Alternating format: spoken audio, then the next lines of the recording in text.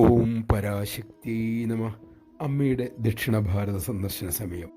അമ്മ ദർശനം കൊടുക്കുന്നു. സേവ കഴിഞ്ഞ് ഒരു സാധകൻ കുറച്ചു സമയം അമ്മയ്ക്കരിയിലിരിക്കാനായി അവിടെ എത്തി. അദ്ദേഹം സ്വസ്ഥമായിരുന്നു. ഏതാനും നിമിഷം കഴിഞ്ഞതേയുള്ളൂ. അദ്ദേഹത്തിന് താല്പര്യമില്ലാത്ത ഒരാൾ വന്ന് അദ്ദേഹത്തിൻ്റെ മുന്നിലിരുന്നു. പെട്ടെന്ന് ദേഷ്യം തോന്നി. വേണ്ടാത്ത ചിന്തകളും ഉയർന്നു വന്നു. ആ നിമിഷം അമ്മ തിരിഞ്ഞ് സാധകൻ്റെ നേർക്ക് രൂക്ഷമായി നോക്കി. ആ നോട്ടത്തിൽ എല്ലാം ഉണ്ടായിരുന്നു. നീ ആരാണ് മറ്റൊരാളെക്കുറിച്ച് വിധി കൽപ്പിക്കാൻ? ഇതായിരുന്നു അതിൻ്റെ സാരം. അദ്ദേഹം മനസ്സാ മാപ്പ് പറഞ്ഞു. അമ്മേ, ഇനി ഞാൻ അങ്ങനെ ചിന്തിക്കില്ല, മാപ്പാക്കണേ. നമഃശിവായ. നമ്മുടെ ഓരോ ചിന്തകളും അമ്മ അറിയുന്നുണ്ട്. നമ്മുടെ ദുഷ്ചിന്തകളാൽ അമ്മ അസ്വസ്ഥയുമാണ്. ഈ അറിവിൽ ഉണർന്നിരിക്കാൻ നമുക്ക് കഴിയട്ടെ.